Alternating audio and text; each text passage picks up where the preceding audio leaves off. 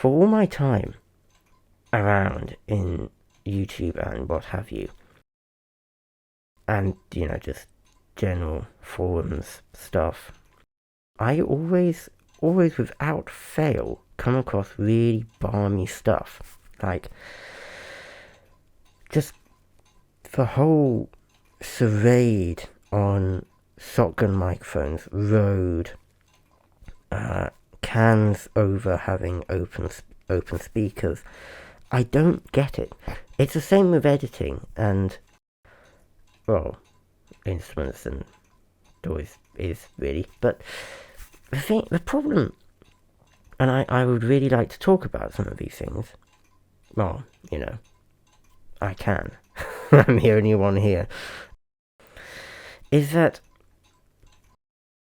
they don't make any sense at all.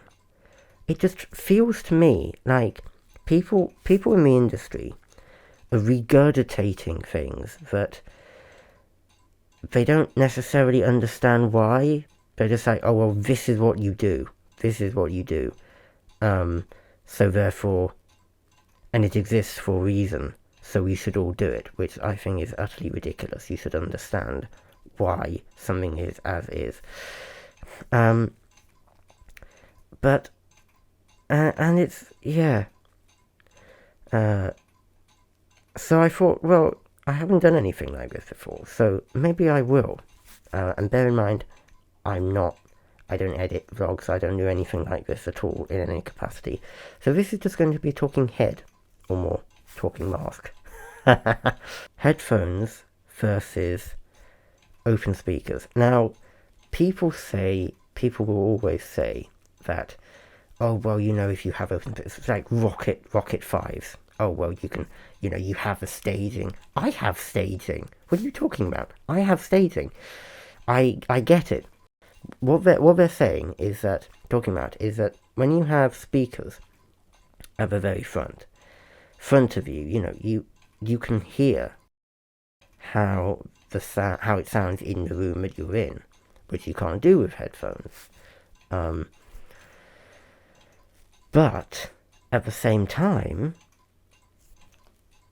I can only hear what's coming from in front of me. I have a speaker here. I'm ideally centered at a particular distance. But for me, what's staging? Everything in front of me. If there's sound coming from the back, I won't hear it because there physically isn't a speaker there. With binaural audio, right, I can hear everything, and these are DT 880s. Brilliant sound staging. I haven't tried the 1880s, so I wouldn't know about those. I mean, they're essentially these, but on steroids. Same for the 1770s, 1990s. Also, what people seem to completely forget about this whole argument is that when you use a pair of headphones or speakers, it doesn't matter what it is, for however long, you learn how they function. You learn the little things, you learn what they can produce, what they struggle with, and over time you can counter for that. But if you just go from one set of speakers to another set of speakers, how are you supposed to know? Like, I know these inside and out. It took weeks for me to get used to these, because I used to use 80 M40Xs, which are very different. These are very wide. Those, how can I put this? The sound from those happens inside your head. The sound from these happens outside of your head by a huge margin.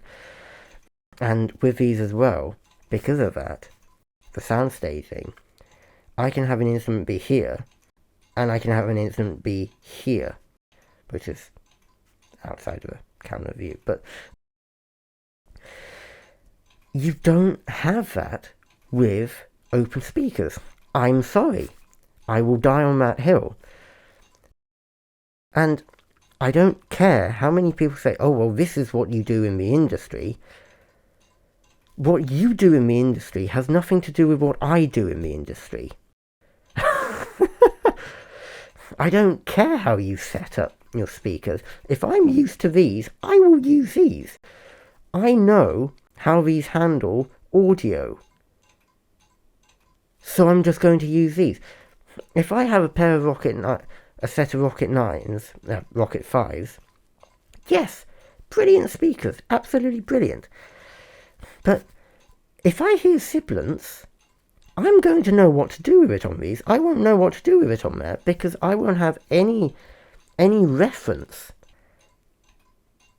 Microphones, shotgun mics. Do you want cardioid, supercardioid? People buying, it's, oh gosh, it's like this phone right here. This thing, which is an Oppo Find X5 Pro. It has two microphones. It records in binaural, both in the recording application and camera, if you turn it on. It's excellent. It's really, really good. And because it's binaural, it means, or should I say proper stereo, I don't know. It means that you can get away with having worse microphones because it just sounds better, because it sounds more natural. Natural sounding audio triumphs over specific quality. This microphone sounds great, doesn't it? Does it sound natural to what you'd hear from your ears? No, not in a million years. And so you get people who have, and bear in mind, iPhone people specifically, they don't know a thing about longevity. So that's going to ruffle some feathers. They buy normally they buy the latest iPhone. That's the people you see on social media. That is, I'm well aware of that. Don't kill me. A lot of people go around with the latest iPhones, and then they go off and buy. They go, oh, I need a lavalier, or I need something. I only have a small budget. I'm going to spend 60 quid, or maybe even less, on a good microphone, which is worse than what they've had in their pocket. This thing produces better sound than most lavaliers under 100 quid. So why don't you just use them like this? I've tested it, I've done it before. I was doing it earlier, in fact.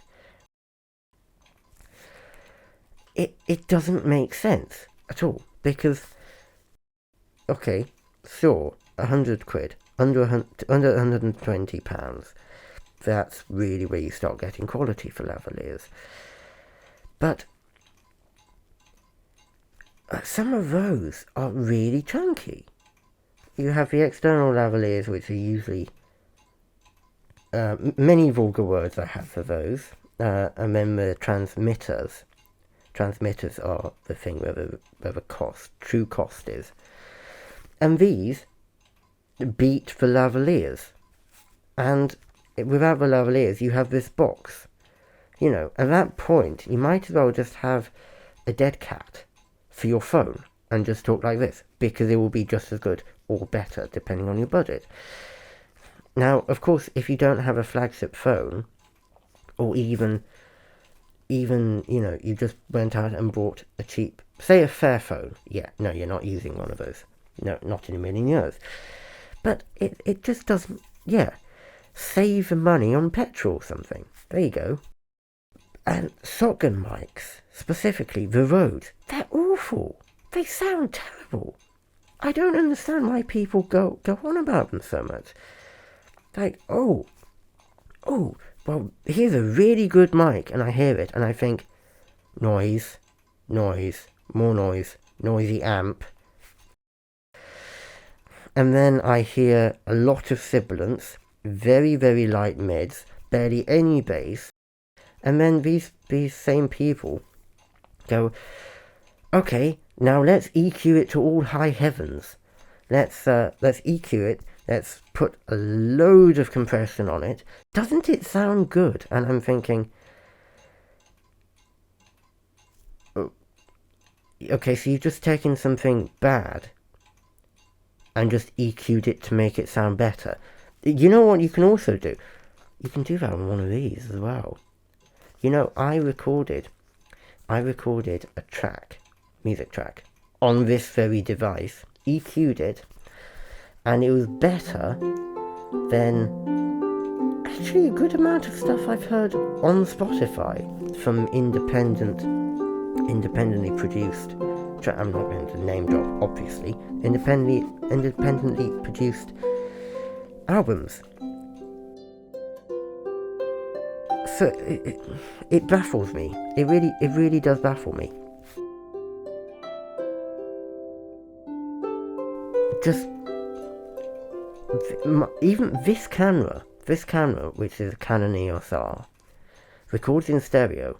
Yes, I know Canon have noisy preamps, but EQ this, you know, really nice audio, particularly for music.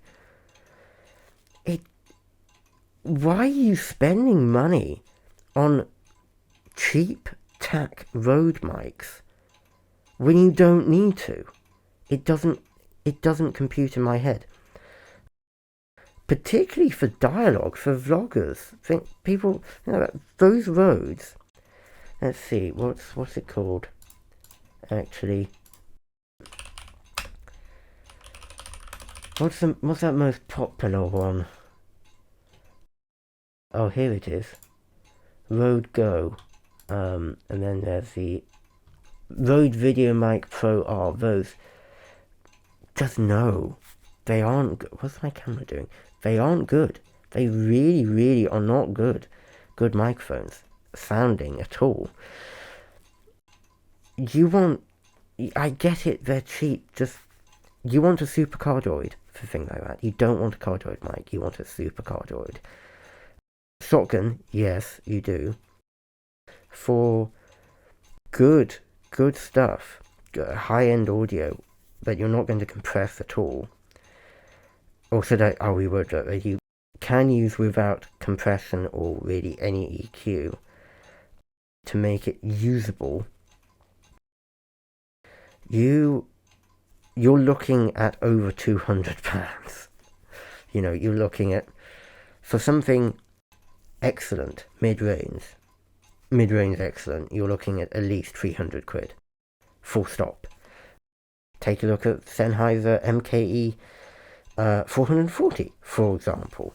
And that's a stereo shotgun configuration, which is essentially, I believe it's just two MKE 400s. But why? Save your money.